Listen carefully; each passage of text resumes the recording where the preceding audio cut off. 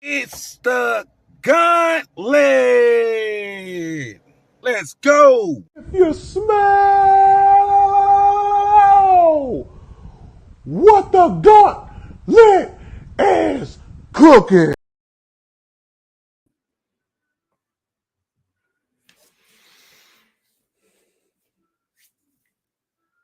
What is up, ladies and gentlemen? I'm back. I'm back in my seat after missing last week's show due to Taco Bell load management, as I like to call it. Felt good going in, did not feel great coming out. So I had to out, but we got a great show planned for tonight. We got some great things that we want to discuss. We want to have this debate because it comes up a lot in sports when you're talking about postseason awards, you're talking about MVP. Media gets all the votes, but should it be that way? Should the players get any say? I think it's an interesting conversation to have. Going to talk about greatest comeback story in NFL history. Who is it? It could be a coach, it could be a player, it could be a team. All sorts of stuff to discuss tonight. But without further ado, I have Jay Nelson, who goes by his screen name, Denzel Snipes. What's up, Denzel? Nothing much, man. Glad to see you back. I know it could not have felt great coming out. You probably felt like you gave birth to an entire Mack truck, but hey, you survived. I'm going to pretend that you did not just say that on the air. Anyway, Jacob will be joining us tonight, guys, in the place of Dom. Date night Dom going to another concert, so he's not going to be with us tonight. What's up, Jacob? Well, who knows on that? And by the way, I think it was Jack Skellington telling you about your Mack truck deal and more than anything else. I have no comment on that. So, and I noticed it. I definitely noticed I'm going to have to shave the beard now because I'm looking very 65-year-old, but I'm with a 20-year-old mind. It's all in your head, bro. Yep. You can be whoever you want to be. Age is just a number. That's the truth there. All right, guys. So, Sports Morons of the Weeks. Sports Morons of the Weeks. As Tyler always says, are you guys kidding me? But he can say it better than me. Are you guys kidding me? Are you guys kidding me?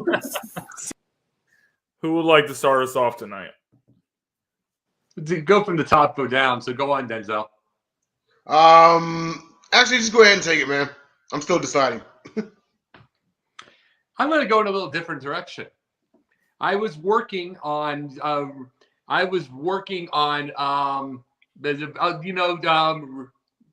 trying to think for a second. Riley, the swimmer, swimmer. I'm trying to say everything like that. She got attacked. Riley got attacked by trans activists. I'm going to have this on my show on Wednesday. They're attacking her because she's saying a woman is a woman. I'm going to call them the morons. Yeah. I'm going to call them the morons because they're trying to say that it's like a trans person should just go in. And I'm like, sorry, no. So anybody that is punching her in the head and saying that punching her in the head and forcing her to be a hostage for 3 hours, that's every bit of a sports moron of the week. Period. End of story. So my sports moron is to the great people at PGA. The Masters just started, and due to high winds, they had to cancel. But here's the thing. It took an entire whole tree being blown over and crashing down on the golf course in order for it to happen. This is not like, I know some people want to criticize and say golf's not a sport, this and that, and so forth. Look, that's subjective, but golf is a sport. And before that, as is with baseball, basketball, well, not basketball, but baseball, football, anything outdoors, you get the conditions before the game of how the weather's going to be, and with tennis and so forth and so on. But you knew that wind was going to play a factor, even if that tree had not have fallen. You know that guys' shots were going to breeze off this way, breeze off that way. You knew that the high winds were going to do something, and it took a tree falling and almost crashing on folks in order for for you to say, hey, let's go ahead and call it. So yeah. Look, I get it. It's one of the major events of the year when it comes to golf is the Masters, but you always have to consider safety, because if it wasn't this tree, what other tree would it have been? A little closer to the crowd, a little closer to the players, who knows? But it took a tree falling in order for them to suspend it for a second time. They are my morons. Get the conditions before the game and make your call then. All right, go ahead. Yeah, absolutely, guys. So interesting choices for sports moron of the week, definitely. For me, I'm gonna have to go with Will Levis here. I don't know if you guys saw, but today there was a video of Will Levis talking about how he has his coffee, and he revealed that I knew where you were going. He revealed that, and I know you guys were giving JJ a hard time. I was giving JJ a hard time in the comments for his love of ketchup, which is a little bit too much in my opinion. But anyway, Will Levis said that of all things to put in his coffee, he puts mayonnaise inside his coffee. So I really was kind of just left speechless. My first reaction, I really thought it was a troll, but after review, we sent it to New York to have like the top people review this play. I actually think that he was being serious. I actually do. And if he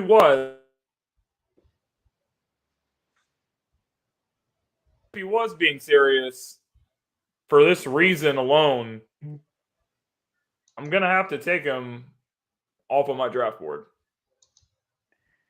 You know something? Let's put it to you this way. He just needed something wider than Robert Irsay's quarterback choices. That's just all it is. That's just what they needed. Something in that coffee. Yeah. But no, the thing about Levis, I'm going to bring it. I don't know what happened to I don't know him over here. I don't know what happened to JT, but here's the thing about Levis. Is the fact that he does have a really, really, really, really large arm. You know what I'm saying? He has a really large arm. The biggest thing also is he's got the crazy physique, which you put on Mr. America, but you don't want that on a football field. He's thinking he's Tebow, but Tebow was built like an absolute brick to run through things. That is a physique that Levis has right now that will blow something out. Like three different muscles going there. He'll miss it by game 3 or game 4 of the year. Because if he starts, he will blow something out. Yeah.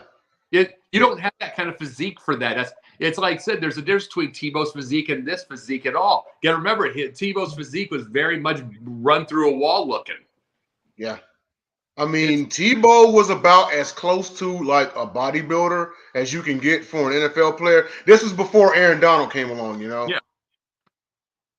He was, but it was a different type of bodybuilder.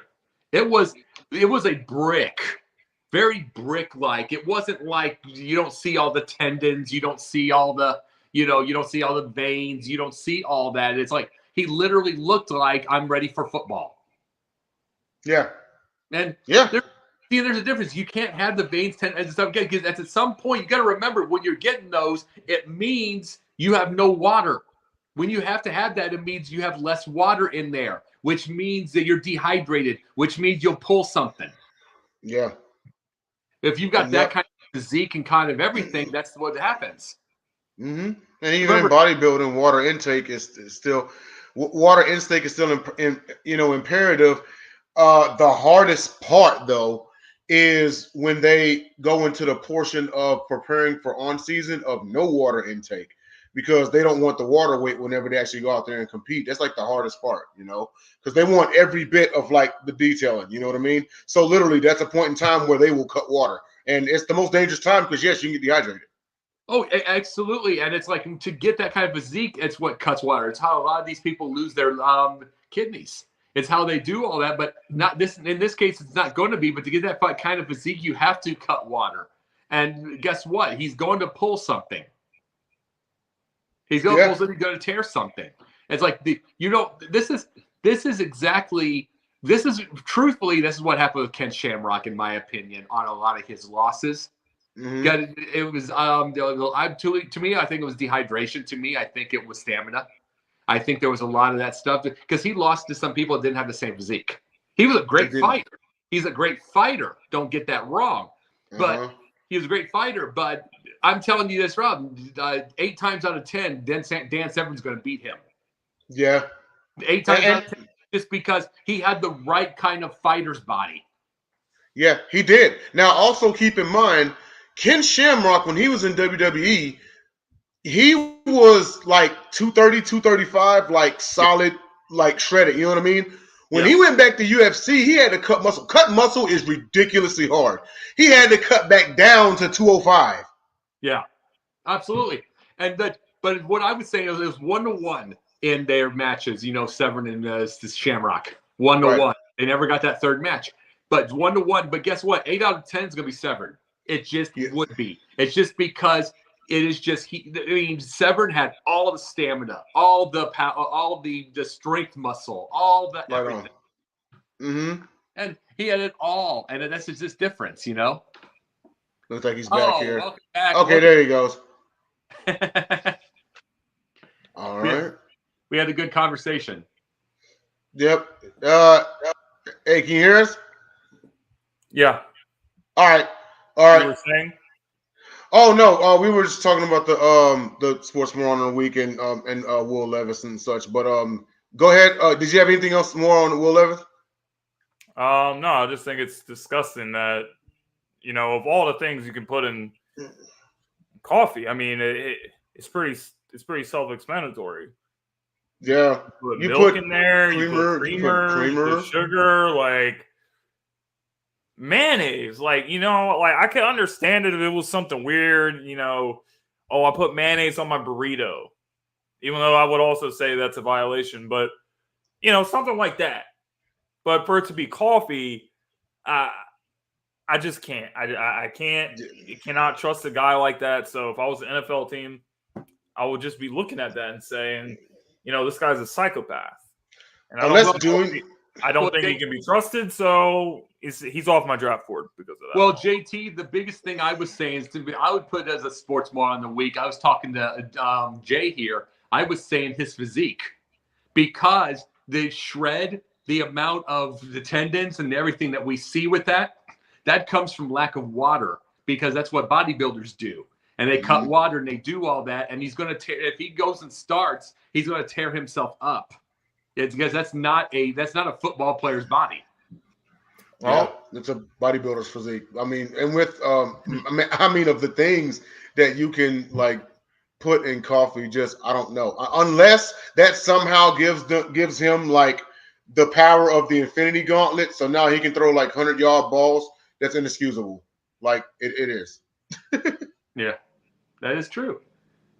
That is true. But that's just all I'm bringing up with him. I know the mayonnaise looks gross because I've seen him actually put it in there.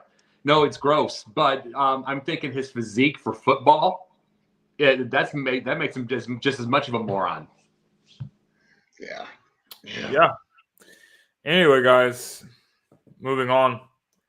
Jared Allen, player of the week. Jay, please start us off because I know that you like to highlight all the things of his career. So just run through your list real quick, and then we'll go around and we'll talk a little bit. All right, sweet. So the good brother Jared Allen. He came out of Idaho State. He actually was a 4th-round draft pick in 2004. Played for the Chiefs for 4 years, then went to Minnesota where he's mostly known. He played for your Bears, Mr. Christner, and then he actually finally ended in Carolina. He was a 4-time first-team All-Pro, 5-time Pro Bowler. He has 2 sack titles. He's in the Vikings Ring of Honor. He's part of the 50 Greatest Vikings, PFWA All-Rookie Team. He won a Buck Buchanan Award. His jersey for the Idaho State Beagles, number 41, is retired. NFL records, most career safeties, tied with 4. Most safeties in the season, 2. Most seasons leading leagues in sacks, 2. So he ended his career with 136 sacks out of 648 tackles, 4 safeties, 6 interceptions. 57 pass deflections, not bad. 32 forced fumbles, really not bad. 19 fumble recoveries and 4 total touchdowns. And not to mention he was on the 2015 season where he played in Super Bowl 50. Unfortunately, they lost to the Denver Broncos. This right here, because for so long people had wanted him out of Minnesota and on an actual team because they felt like he deserved to be on a Super Bowl team, just like they talked about with J.J. Watt and Reggie White and so forth. They said the same thing with Jared Allen, and we talked about J.J. Watt on the show. We talked about Reggie White on the show, and the type of pass rushers they were. It's somewhere in between that White and that Watt. Say again. Reggie White won a Super Bowl with the Green Bay Packers. He did. He finally won with the Green Bay Packers. He did. But we talk about the White and the Watt, but in between was an Allen. That was all world himself, and everyone remembers this celebration when he would get a sack and everything. He really deserved it. At least he actually got to the big stage and knew how it felt. I don't know if maybe he played one another season he gets one or whatever, but awesome pass rusher, generational talent in my opinion. And JT, what you got, man? Well, what I think was really impressive about him is for 8 of his first 10 years in the league, he was over the double-digit sacks. 2011 had 22 sacks with the Vikings. So he led the league that year, and he also led the league with 15.5 sacks. 2007 with Kansas City Chiefs. So for me, he was just very consistent with what he did. He was very skilled. He had a lot of upper body strength, so that helped him, bull rush people. He was just very physical. He could move people out the way. He was disruptive. He was an all-around player. So, playing in the division of Aaron Rodgers, Aaron has said that, he's one of the best players that he remembers playing against all the times with Minnesota. So I think anytime you have a guy like Rodgers who's willing to praise a guy like this, then you have to look at it because these are the best quarterbacks in the game. Saying that about a guy like Jared Allen, I think it actually means a lot. So for me, it was just very consistent in his career. Jacob? Oh, yeah. There is something about the Bears over some of the years. Now, I missed the first one. But the second one, I missed the first one. That was Alan Page going from Minnesota to Chicago for the last 3 years of his career. Man, I wish Alan Page was around during the 85 Bears and the 46 defense because Page was beast. But Jared Allen, I wish we had him during his prime more than anything. Bears got Jared Allen during the time that Lance Briggs, the Pippen version of football, had to try to lead the way, and it was 2 of the worst seasons in Bears history as far as defense. It was such a rough situation, and this is not a bash against Lance Briggs because he was awesome in his own right. But he was awesome in his own right, but he wasn't a leader like Urlacher. He wasn't a leader like Urlacher. And it was and then when they put him under to do that, he wasn't. And then Jared Allen comes in there, just wasn't the same pass rusher, wasn't the same beast. But make no mistake about it, in Minnesota, he was a monster. A monster. Batted balls down, and you couldn't stop him. You couldn't double team him. You couldn't do any of that. And it was so tough. And one of the things, the biggest thing is, got to remember, he comes in 2014 for 1 year for the Bears. Yeah. The only thing I can think about is he missed by 2 years with the chances. Especially in Urlacher during that time, it's one of his last final good years. If he comes in, especially when he was still good, the Bears could have been even better. And that probably could have saved Lovey's job. Wow. So you think it was a missed time kind of thing? You got to remember the Bears were 10. In his final year, they were 10-6. But the reason they got rid of him in the first place because they started 8-2, and then he'd done that before. So then I think it was wrong to fire him at 10-6. They did that to Caldwell too. But if you have a guy like Jared Allen, and you have it with an Urlacher who's still good, they probably go 12-4 in playoffs. Right. And then also consider that Jared Allen was actually a little small for a defensive end. He only weighed 270. But you saw the way the guy played. He utilized his athleticism. He utilized his finesse to get to the quarterback, to get to the ball carrier, And he probably set a notion out there for smaller guys at the 270, 275 range. Like, yes, you can play on the front line. You don't have to drop back to a linebacker or anything like that. You can play on the front line, and you can use your maneuvering to get to the quarterback or the ball carrier. Well, which I thought was awesome. I brought up Alan Page, or like 81. 81 is his final year. Mm-hmm. Brought up Alan Page. We talk about size just keep moving up over those years. You know what I'm saying? It's just what you brought up, and it was small. Alan Page was like 224. He was like 224 pounds for his thing. So they keep going. These sizes just keep going. We talk about something smaller. Imagine Alan Page. He was thinner for his height. Right. He wasn't at 250, 200. He'd be that's the equivalent of about 260 of now. But it's just during those times. And it's like 224 now, average quarterback size. Pretty much. Is a different day. Yeah. Mm-hmm. So those are the things. I mean, Jared Allen, that was a beautiful choice because he was a beast. I just wish the Bears got him like a couple years earlier. So that's it for Jared Allen. Yep, absolutely. And by the way, let me say this with Bacon. Yeah, guess what? Urlacher gets that ring.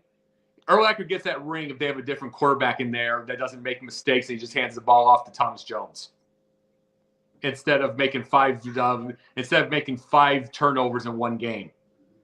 Period. End of story. The Bears would have had that ring. Interesting.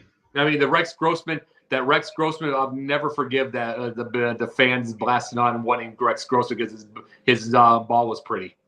I could never. I mean, that started my war against the Bears fans. His ball was pretty.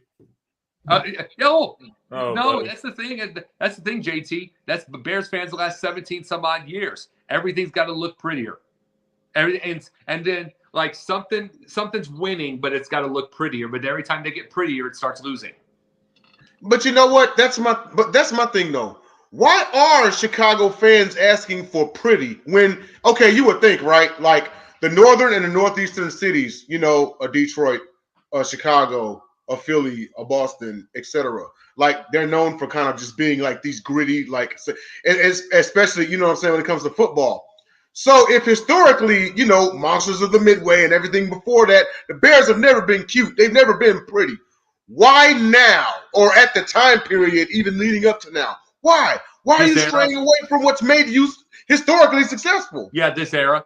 Well, it's this era. It's like 4:00 game will be Dallas and Arizona, and they put up 85 points.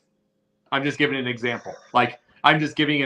They'll put I'm not saying Arizona's great, but I'm just talking about a Dallas-Arizona game. They'll put up 85 points. They'll do, it'll be, every once in a while when Carolina gets in there and that'll be a 4:00 game somewhere. Everybody is seeing what they don't have. And this is not the old steel country of Pittsburgh or the old grinding country of Chicago anymore. Everything is a big city and flash.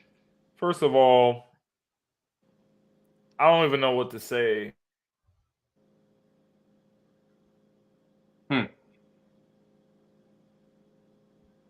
What's up? I think he froze.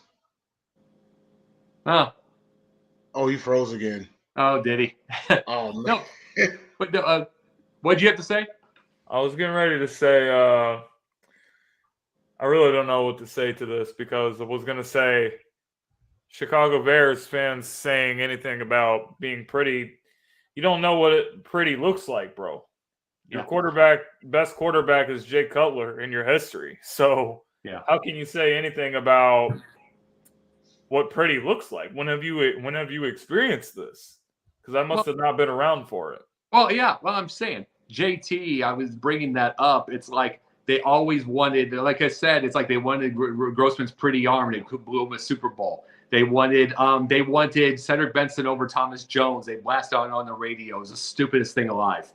And it was just because Thomas Jones couldn't outrun somebody in the open field. Cedric supposedly could. Then Orton wins again. Orton wins some games again. They wanted, they get Cutler because the pretty arm. Cutler costs the Marians. Cutler costs the Marians, another big thing. And then just over and over and over and over. And then when Tariq Cohen starts looking cool, they say, let's get rid of Jordan Howard. Even though those two I couldn't believe that move. Yeah, I know. Just saying every Jordan he did well. He did well in Philadelphia. I remember. Jordan did well in Philadelphia. He was part of a three-hit monster. But I'm just saying, over and over and over and over, and it's just because it's what they see, and it's such a different era. But every time the Bears start getting any momentum, that's what happens. Yeah. Mm-hmm. When Jordan Howard was in Philly, that three-headed attack was Howard, Ajayi, and Blount, right? It was Miles Sanders, Boston Scott, and Jordan Howard. Oh, and Jordan Howard thought so. Okay. Yeah. Just a little later. And but Howard and Tariq Cohen were they were thunder and lightning. Yeah. It's like, but they were saying, Cohen can do it all alone. What does he do? A year later, he blows his knee out. He's still in recovery. A year later, and it's like they just don't get it. They don't get it. And then and the thing I don't understand with the Bears is they don't is the front office keeps listening to them. Well, to be fair, the new GM is doing a great job. I love him. Some of the things the Bears have been able to do in the offseason has been fantastic. But love him. I love Ryan Poles. I think he has the possibility of being the greatest Chicago GM ever. The most important thing that they did was to get a receiver that's reliable like DJ Moore for Justin Fields. And so now we're going to see, really, can he take another step for his development? And having a guy like this, it's very important. You saw with Stephon Diggs to Josh Allen. You saw the A.J. Brown to Jalen Hurts. So you just need a guy like that can help. And I think it's going to be a big help for Justin. Well, Fields shouldn't have played in his rookie year to begin with because this would be his second year. See, you could have started your rookie year with those 1,000 yards of even if you're struggling with passing, you start your rookie year hypothetically at those 1,000 yards rushing, and then you get everybody, especially when players want to play with you. But now you're in your third year. Next year, nothing off your cap. So if he struggles now in any way whatsoever, he's gone. And it's like, and that's just the big thing that drove me nuts with it is like no patience, no anything. It's like leave it be because he could have been something. It's like I don't know if he's going to make it this year or not, just because he wasn't developed right. And Caleb Haney never won the game for the Bears. He was 0-5. We'll have to see. Anyway, that's all we have time for with this little segment. It was very interesting. Now I have another interesting debate that I want to have on this show. So I was actually having this debate with one of my coworkers. Well, it wasn't really a debate. It was more like a discussion.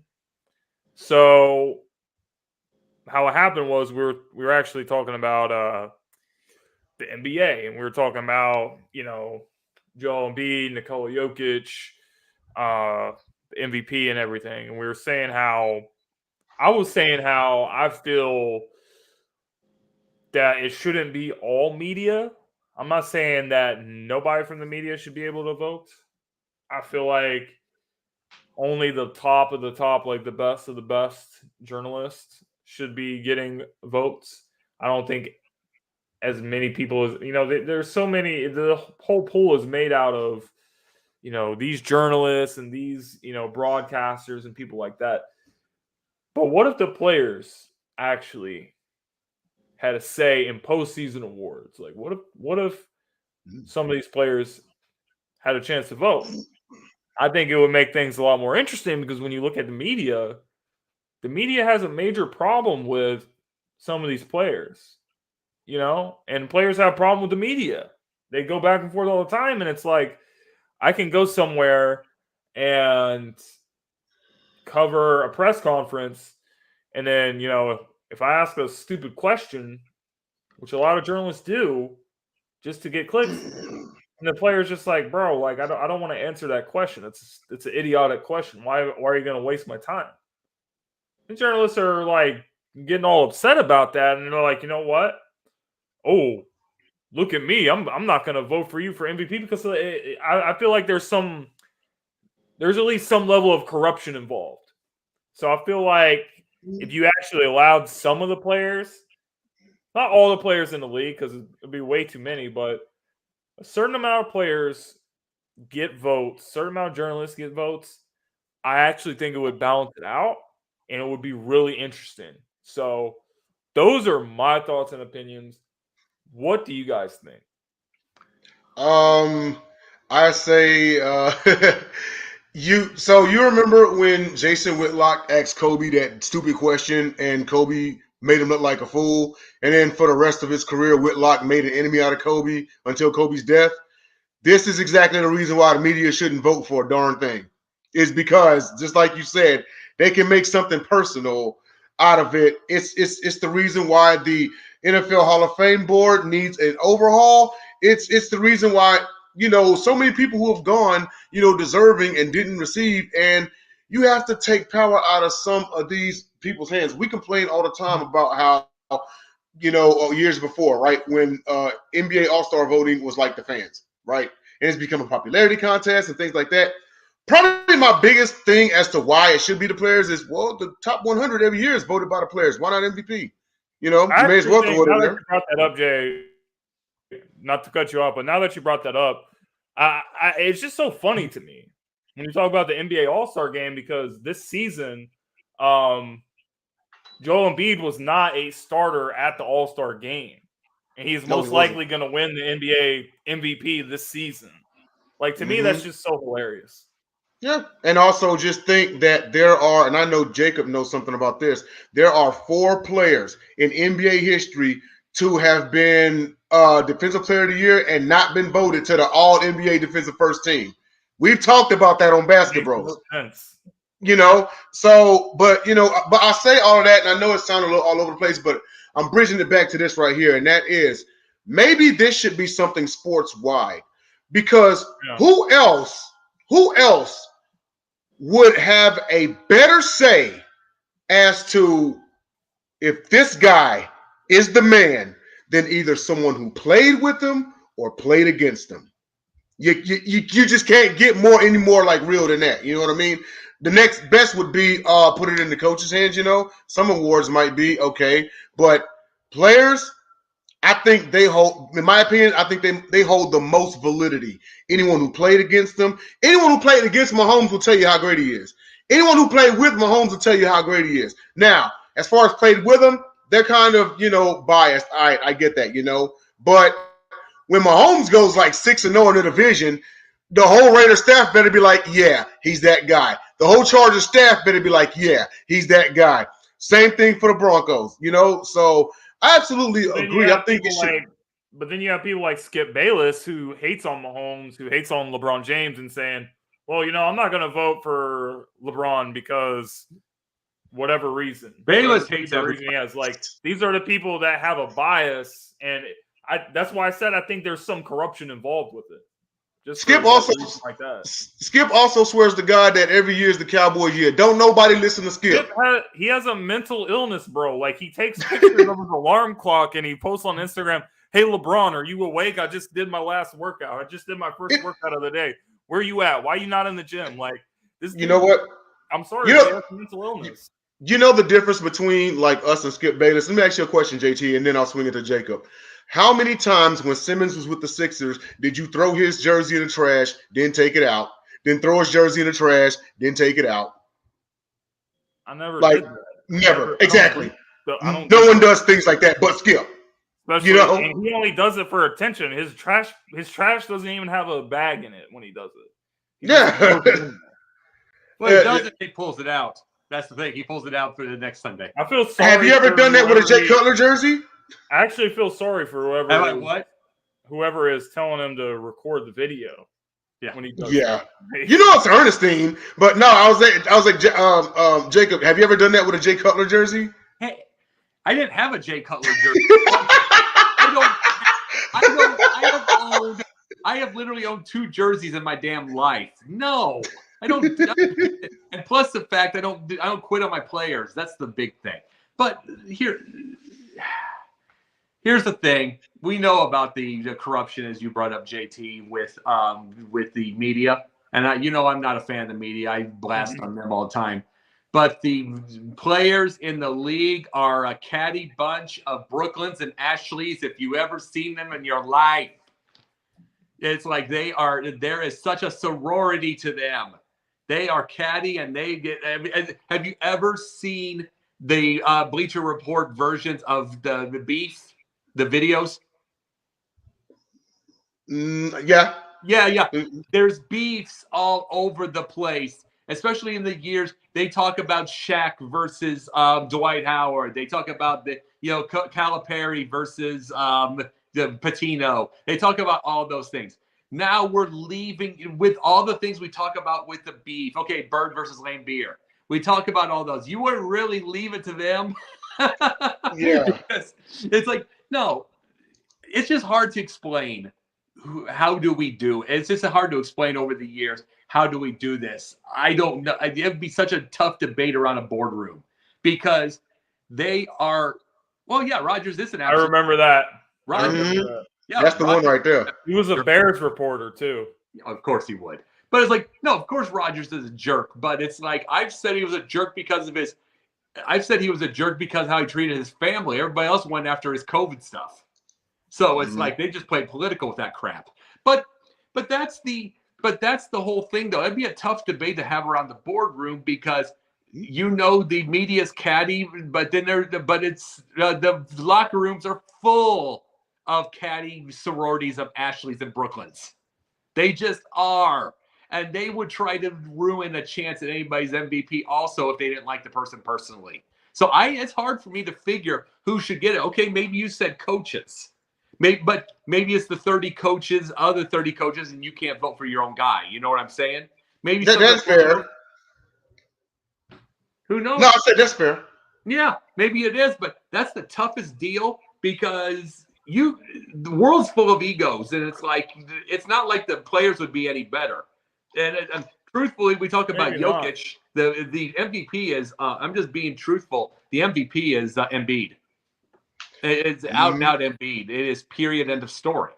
But the thing is, I don't know if they want to give Jokic 3 in a row, but the last 3 in a row I remember got to 3 finals and 2 rings. Right. Thank you. End of story. Mic drop. And it's like I grew up with that. So it's like I'm not fond of Jokic having 3 straight because he barely gets past the first round. Well, I mean, it's over. It's over. Yeah. Against the Celtics, Joel had 52 points.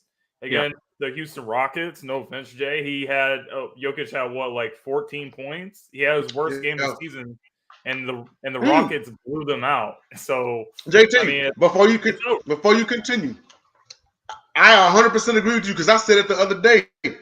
I said that night alone decided most valuable player.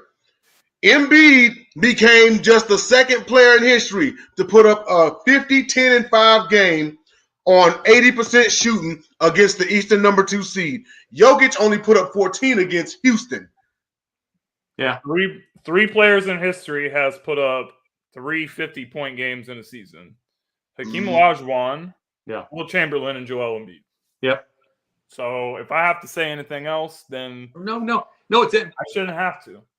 You know what I say about your other beard, but I never have a problem with Embiid. I never have a problem with him. He is the MVP to me. But and as far as examples go as to why it should go to the players, but y'all remember the one no vote for Jeter in the Hall of Fame? Who was it, by the way? I don't know who the guy was, but I know it was a no vote, and I know he got ragged for it. Or we could, Or we could keep it in the NFL and talk about how all the idiots wouldn't vote for Terrell Owens to be in the Hall of Fame. That too, because they said he was a cancer and he was this, even though he had the numbers of one of the greatest receivers. Bonds too. It's so stupid, bro. Like I can't with these media people sometimes. But that's all we have time for with this segment. Now, when I talk about a great comeback story, when I talk about redemption, that's what I'm talking about here. So for you guys, what do you think? It can be a team, It can be a player that overcame obstacles. It can be a coach that overcame obstacles. Who do you guys have for the greatest comeback story? Not the greatest comeback, but the comeback story in history. Dick Vermeil and the Rams, one fell swoop. I was going to say Kurt Warner, but Vermeil and the Rams, That's a good Warner, choice. one fell swoop. Mhm. But Warner wasn't a comeback story. We didn't see him coming. Let me explain. He was working in a grocery store, bro. Well, Let me explain because he come back is what I was saying. There was no comeback. He was a third stringer. He made an awesome time. He became an MVP. He did all that, but there wasn't a coming back. He didn't have an awesome. Maybe the comeback from the sinking from the Giants to Arizona, but I'm talking about with the Rams. Well, okay, so you got to think he went undrafted in 1994 to the Green Bay Packers. He went to alma mater and served as a grad assistant after being cut. And he was stocking shelves at a local grocery store. Then he played arena football for the Iowa Barnstormers. Then he finally was let back in the NFL in 1998 with the St. Louis Rams. And then in one of the most opportunist incidents in NFL history, Trent Green goes down with the season-ending knee injury, and Warner goes MVP, and the Rams win it all. So, yes, that is a comeback story. No, what I'm talking about is I never heard of Warner before. The whole thing is what I meant. I'm talking about I think the comeback goes from his terrible time with the Giants, then Arizona. That's when I think of comeback. And for that, you would be right. So you could say maybe twice in his life, that like happened. It's just on my side of the fence. I'm looking at his time from NFL prospect, and even then, he wasn't even that high pick because he got cut. Then he went grad assistant, grocery bagger, arena football, and then back to the NFL. So you got to think in a span of like 5 years, he had been like literally 5 different places. I do have a funny story with that. He had a he had a tryout with the Bears, and then he got and then he ended up getting a staph infection in his elbow, and he couldn't do it. So that's just the thing about the '90s Bears. That's pretty interesting. Oh, that's crazy. And that was right around what year? 98. No, 97. 97? Okay. Yeah, 98. Both you guys are going with Kurt Warner on this? Yeah. And Dick Vermeil, but yeah. Oh no. What's your take on the whole Vermeil thing from that side? No, he was, and he had burned out he got to the Super Bowl with the Eagles. I think he had one more year after that. Then he completely and utterly burned out. He was almost like crying every single day. Before every single game and for every practice, he was burning out and he couldn't do it. He becomes an announcer for years and years. Goes back into the NFL and wins the Super Bowl. That's fantastic. Yeah. JT, what you got? Well, I'm really gonna be biased on this one, but I think my answer would have to be Nick Foles. I thought you were gonna say Vic, but go ahead. I think it's Nick Foles, and it's because that he obviously had more success than Michael Vick as a quarterback with the Eagles anyway, especially postseason success. But the Nick Foles story begins with him being drafted by the Eagles in 2012. He was actually drafted by Andy Reid. Andy Reid's last season. Andy Reid got fired. The Eagles went 4-12. But Foles was there, and he was the backup of Michael Vick at the time. Michael Vick got hurt in 2013. Nick Foles comes into the starting position at that point, and he catches the world on fire. 27 touchdowns, 2 interceptions for Nick. Then he leads the Eagles to the playoffs, and they lost to the Saints. It was a great game, and the Eagles look to have the guy that's going to be their franchise quarterback of the future until Chip Kelly, the dictator, comes in, and he pretty much destroys the whole team. He traded LaShawn McCoy. He got rid of Deshaun Jackson. He got rid of all the best players on the team. He got rid of Foles. He traded Foles for Sam Bradford. Bradford stinks, and Foles goes to the Rams. He's with Jeff Fisher. Jeff Fisher literally messed up Nick Foles' psyche so much that Retirement. he was depressed. Like he was depressed and he was done with football. He went to a camping trip and Andy Reid called him and said, "I want you to come to Kansas City to be the backup." He goes to Kansas City to be the backup. He's there for a year. Then he goes back to Philadelphia, where he was originally drafted from. Carson Wentz lights the league on fire. He gets injured. And then Nick Foles takes it over, and he has to be a hero, and he becomes that. He becomes a postseason hero for the Philadelphia Eagles, and he goes off against the Minnesota Vikings, 352 yards, 3 touchdowns in that game. I just remember that game when he threw that pass to Torrey Smith. It was a flea flicker. He just launched that, and he put it in the perfect spot, and then as we know, in the Super Bowl, it goes toe-to-toe with Brady. But Nick Foles just went through and overcame so much stuff that I was just so I'm so impressed by Nick's football character and his character he's just a great human being. So it was very easy to root for him and to watch him become a Philadelphia legend. It was amazing to be a part of that. So I got to give it to Nick Foles. Oh, and I understand that. It's like it just shows a quarterback is the type of quarterback you get, and it also matters with the system too. He had a perfect system. He deals with Jacksonville. That's awful. The Bears, Nagy, who did bomb that and had to get bailed out. Trubisky had to bail Nagy out and get him to a playoff. They was so bad. And then he goes to Indianapolis, gets bombed. And it's like the Eagles, there was I love the story of Foles. It was the perfect system with the perfect thing, and he's a good quarterback. So it was the situation, and I'm happy for him because he's got a Super Bowl ring. In that Super Bowl,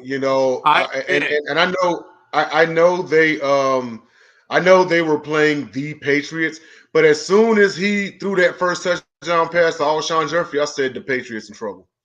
Like I said the Eagles gonna win this ball game. They won't know what to do with Nick Foles, and that's exactly what happened, And alluding to Jeff Fisher, he just had this reputation. Yeah, also mysteriously removing Malcolm Butler from the game. Like, yeah, what's up with that? But anyway, with Fisher, I was just saying that Bill Belichick literally had no respect for Nick Foles. No, he didn't. He also had no answer for him neither. We're gonna take away the short RPO game. We're gonna make you throw the ball down the field. And guess what? He threw the ball down the field, and he was killing him. And he torched him. Foles threw for 373. But Jeff Fisher just had this neck. Like it was like any quarterback he had after McNair, right? He managed to ruin. And Foles legit was going to, because the same thing. And that's what's so ironic about the NFC Championship game, JT, because that was a battle of two quarterbacks that were under Jeff Fisher that almost considered retirement and ended up going to other teams and doing better.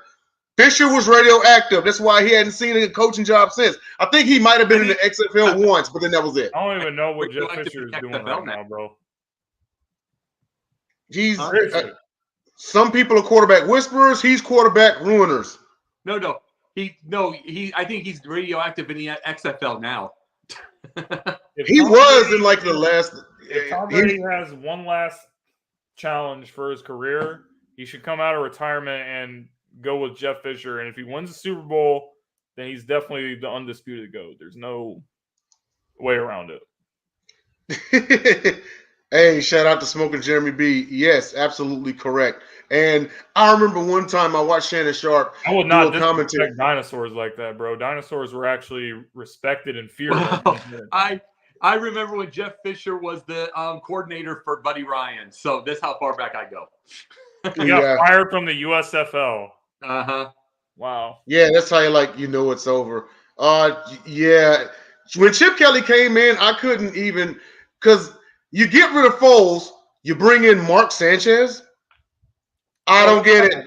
That's not the worst of it. It's just funny. I don't get it. It's actually really funny to see how much things has gone full circle because the Eagles signed Marcus Mariota to be the Eagles' backup quarterback. Yeah. And there was a point in time that we blew up our whole team because Chip Kelly's plan was he was going to draft Marcus Mariota. He actually called the Titans and said, "We'll offer you Sam Bradford, Fletcher Cox, and when Fletcher Cox was a lot younger and he was still one of the best players in the league, that version of Fletcher Cox, and multiple first-round picks to the Titans. And the Titans were like, nah, we're good. So the Titans actually saved the Eagles from that, but it's just funny because, like, Marcus Mariota is on the Eagles now, so that's what people are going to always. 8-8.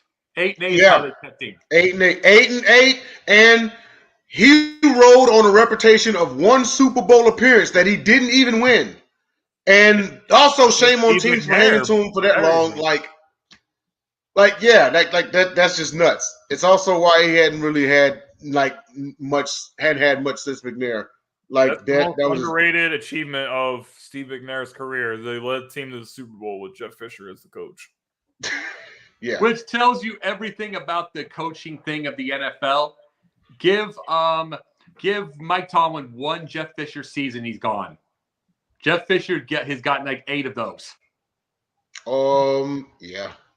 That's one of his like. I mean, Jeff Fisher's had 5-11 seasons and all that stuff. I mean, I'm just saying he's had his 8-8, and that's his high. Give Mike Tomlin one Jeff Fisher year, and he is gone. He'll never coach again. Wait, you got the wrong record. 8-8 was Jason Garrett. Jeff Fisher was 7-9. Oh, I'm just saying, but you're right. But I'm It saying doesn't matter, bro. That guy stinks. But I'm saying, give Mike Tomlin one that thing, and he's gone. As great, he's gone. Jeff Fisher's gotten about 8 of those years. Well, it's never going to happen. They're not comparable to each other. No, they're not. Tomlin has never had a losing season in his life.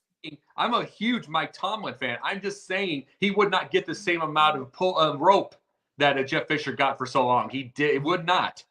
It's just true. Well, that seems like a Rams problem. That seems like they're the ones that didn't make the decision. So, and that's why they was the Rams. He ruined Steven Jackson also. So there's that. A lot of great players ruined. But anyway, guys, I guess that's what we have time for this segment. But let's have a discussion. Let's have a discussion here for the non-sports topic. So this was another idea brought up by Jay. On a scale from 1 to 10, how much is a man's character judged by the amount of money that he makes? So, I thought you were going to give your thoughts first, man. Oh, you want me to? Yeah. Kick it off. I mean, how much is it judged? I mean, by society, 100%. Should it be judged? No, I don't think so, because a man is not great. You cannot say someone is a great man just because they're making money and being successful, because you could be literally the most successful person and one of the richest people, but you can literally still be a piece of crap. Like, having money does not make you great. What you do in your community, what you do for your family, what you do for your children, what you do in your life, and how can you be impactful?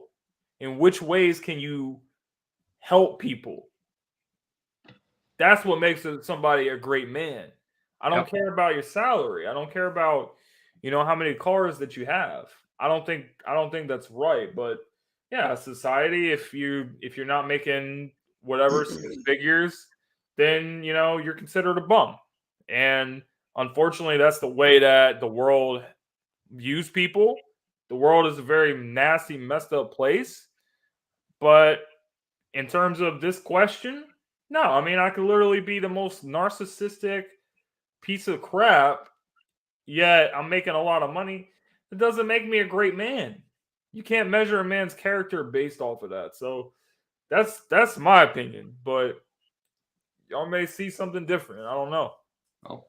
No, I'm riding with that. I would say as far as the dating scene, it's about an 8, but overall, about a 10. Elon Musk is worth about 187 billion. He's listed he's ranked number 1 in the world. How much of his debt? How much of his debt? But hang on. That's my thing. Those are things that people don't talk about. Even someone who's worth $35 million, all they see is the $35 million, right?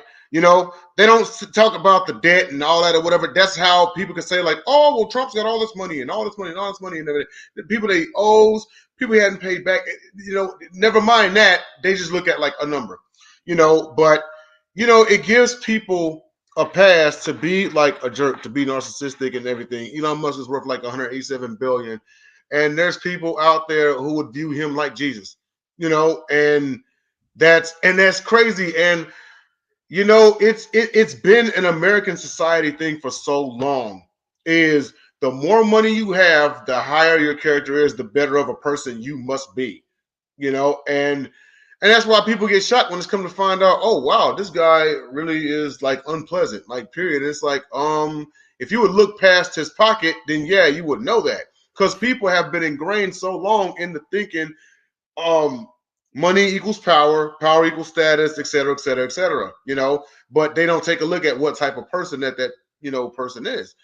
In the dating world, I go about an 8 out of 10 because, and if you all check my TikTok, if you got me on TikTok, I actually had a question as far as with the ladies on a scale of 1 to 10, how much is a woman's character judged by her looks? So you know, it's equal across the spectrum, because on that one I would say it's an 8. You know, overall, I think people look at the wrong things, and that's just been the biggest problem. A man's character judged by his money. Like JT said, you know, the guy could be totally narcissistic and have no business with anybody. But I want you to keep in mind that the United States ranks number 3 in the world in divorce. You know, money is one of the reasons. Now I get it. Love don't pay the bills. Okay. But when you're with somebody who's rich and they literally are abusive, they're narcissistic, they're toxic, which leads to trauma, which leads to mental issues, which leads to you being on a therapist's couch for $2,000 an hour or a day or however much they're charging. Yeah, that's what you get when you don't look past someone's pockets. But that's my opinion. Go ahead, Jacob. 20. Yeah, I can tell you why on this. It's 20 with women, it's 20 with people. It's what the thing is.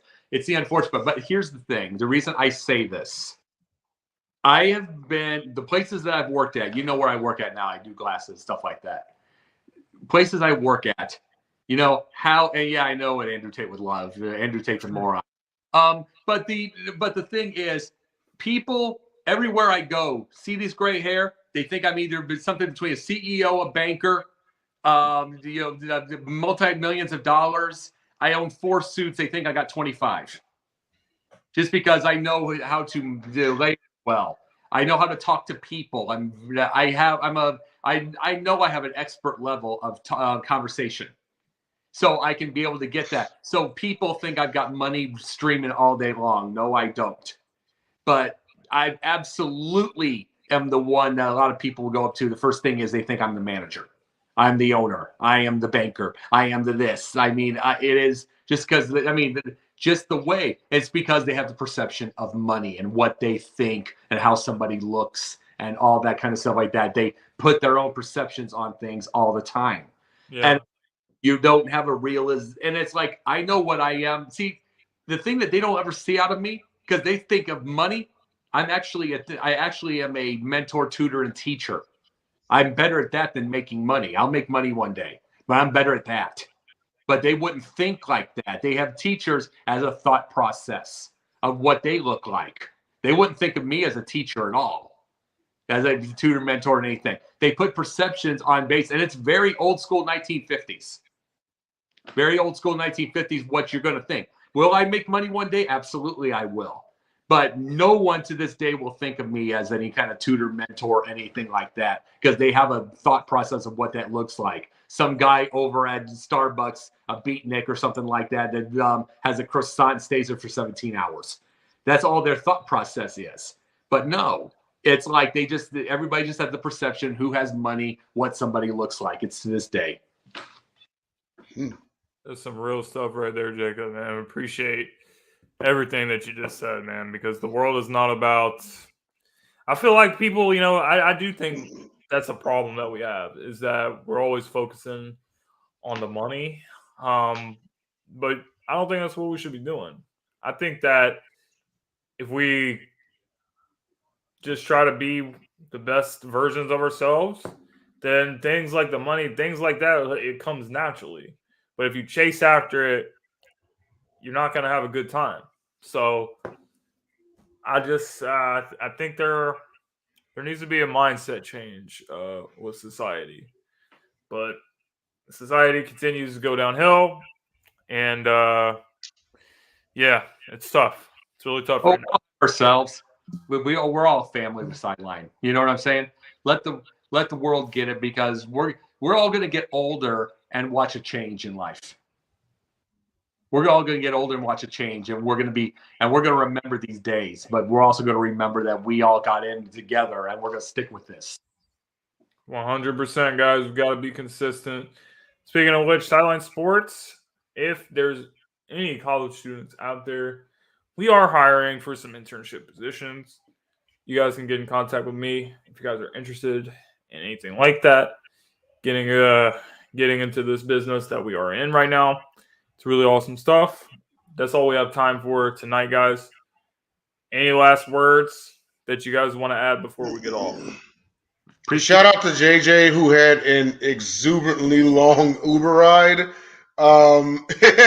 Here's to the next show. Oh, hold on. Before we get off the air, next week is episode 100. What are we doing for 100? It's going to be a 2-night affair. Thursday night will be your normal gauntlet that we do, and that is we will do NFL coverage for the week and whatnot. We'll have the Sports Moron, we'll have the Player of the Week. And guys, I gotta go. I'm running out of battery. I'll talk to you later. All right, no problem. Hey, Jake. Yep. All right, thanks for being on. And for night 2 on Friday, it's going to be the commemorative part. So we're going to have some past guests who have been on, and we're also going to share some good memories and some good laughs and such. I'm trying to talk JT into dressing down like we did for Gauntlets. More to come on that. But episode 100 will be next week, so please tune in and check that out. It's going to be the 100th episode of the Gauntlet, and we just want to celebrate with the good people who have been fans of us for so long and also been a part of the Sideline Sports family and become fans of the Gauntlet as well. Yes, sir. So we will see you guys there on the next episode. This is the Gauntlet team signing off. Thank you guys for watching. Grizz in the comment section, Jeremy B in the comment section, everyone else in the comment section. Appreciate you guys for everything you do. And we'll see you next week for the doubleheader.